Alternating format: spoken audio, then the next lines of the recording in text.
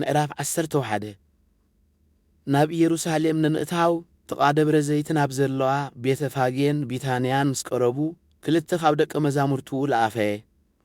ከምዚ ድማ በሎም ኣብ ቅድሜኹም ናብ ዘላ ዓዲ ኺዱ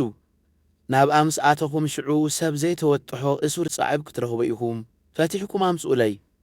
ገለ ሰብ ስለምንታይ እዚ ትገብሩ ኣለኹም እንተበለኩም ጐይታ ይደልየሎ ብወብኡ ነጀው ኪሰዶ እዩ በልዎ ምስ ከዱ ኸኣ ነቲ ጻዕብ ኣብ ደገ ኣብ ጥቓ መገዲ ተኣሲሩ ረኺቦም ፈትሕዎ ካብቶም ኣብኡ ደው ኢሎም ዝነበሩ ኸኣ ገሊኦም ነዚ ጻዕብ ስለምንታይ ትፈትሕዎ ኣለኹም በልዎም ንሳቶም ድማ ከምቲ ኢየሱስ ዝበሎም በልዎም እሞ ሓደግዎም ነቲ ጻዕብ ከኣ ናብ ኢየሱስ ወሰድዎ ክዳውንቶም እውን ጐዝጐዝሉ ኢየሱስ ከኣ ተወጥሖ ብዙሓት ኣብቲ መገዲ ክዳውንቶም ኣንጸፉ ካልኦት ከኣ ካብቲ ኣብ ግራሁ ዝነበረ ኣእዋም ጨናፍር ሰሊዖም ይንስንሱ ነበሩ እቶም ዚመርሑን እቶም ዚስዕቡን ከኣ ሆሳእና ብስም እግዚኣብሔር ዚመጽእ ብሩኽ እዩ እታ ትመጽእ ዘላ መንግሥቲ ቦና ዳዊት ብርኽቲ እያ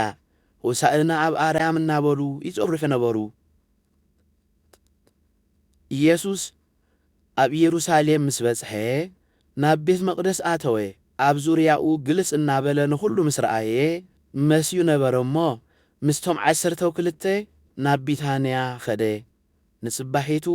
ካብ ቢታንያ ፊወፁ ኸለዉ ኢየሱስ ጠመየ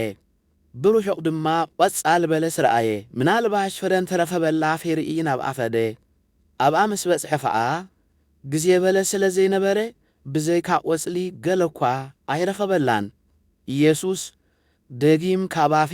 ሓደ እኳ ንዘለኣለን ፍረ ኣይብላዕ በላ ደቀ መዛሙርቱ ኸኣ ሰምዕዎ ናብ ኢየሩሳሌም መጹ ናብ ቤት መቕደስ ኣትዩ ኸኣ ነቶም ኣብታ ቤት መቕደስ ኮይኖም ዚሸጡን ዚሻየጡን ዝነበሩ ኪሰጎም ጀመረ ሰደቓ መሳረፍትን መንበር ሸየጥቲ ርግብን ገልበጠ ሓደ እኳ ኣቕሓ ጾይሩ በታ ቤት መቕደስ ከይሓልፍ ከልከለ ቤተይ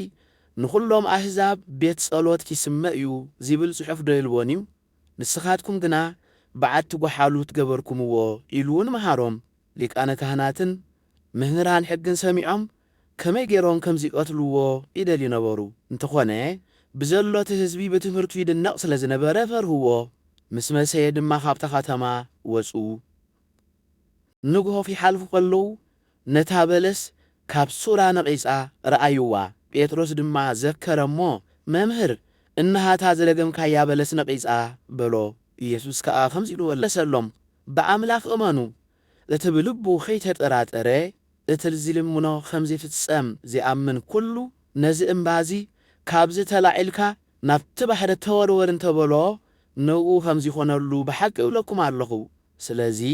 እትጽልይዎን እትልምንዎን ዘበለ ከም ዝተቐበልኩምዎ እመኑ እሞ ኪኾነልኩም እዩ እብለኩም ኣለኹ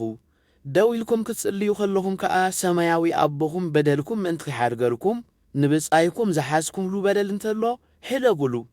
ንስኻትኩም እንተዘይሓደኩም ግና እቲ ኣብ ሰማይ ዘሎ ኣቦኹም ድማ በደልኩም ኣይሓድገልኩምን እዩ ከም ብሓድሽ ናብ ኢየሩሳሌም ተመልሱ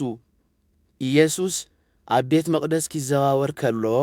ሊቃነ ካህናትን መምህራን ሕግን ዓበይትን ናብኡ መጹ በየናይ ስልጣን እዚ ነገራት እዚ ትገብር ኣለኻ ወይ ከኣ ነዚ ነገራት እዚ ንምግባር ስልጣን ዝሃበካ መን እዩ በልዎ ኢየሱስ ድማ ኣነ እውን ሓንቲ ነገር ክሓተኩም መልሱለይ ኣነ ኸኣ በየናይ ስልጣን ነዚ ነገራት እዚ ከም ዝገብር ክነግረኩም እየ ጥምቀት ዮሃንስ ካብ ሰማይ ድዩ ነይሩ ወይ ካብ ሰብ መልሱለይ ይበሎም ንሓድሕዶም ከኣ ካብ ሰማይ እንተበልናዮ ከመይ ደኣ ዘይኣመንኩምዎ ይብለና እዩ ካብ ሰብ ድኹ ንብሎ እናበሉ ይካቱ የነበሩ እንተኾነ ኩሎም ንዮሃንስ ብሓቂ ከም ነቢይ ርእይዎ ስለ ዝነበሩ ነቲ ህዝቢ ፈርዉ ስለዚ ንኢየሱስ ኣይንፈልጥን ኢሎም መለሱሉ ኢየሱስ ከኣ ኣነ እውን በየናይ ስልጣን ነዚ ከም ዝገብር ኣይነግረኩምን እየ በሎም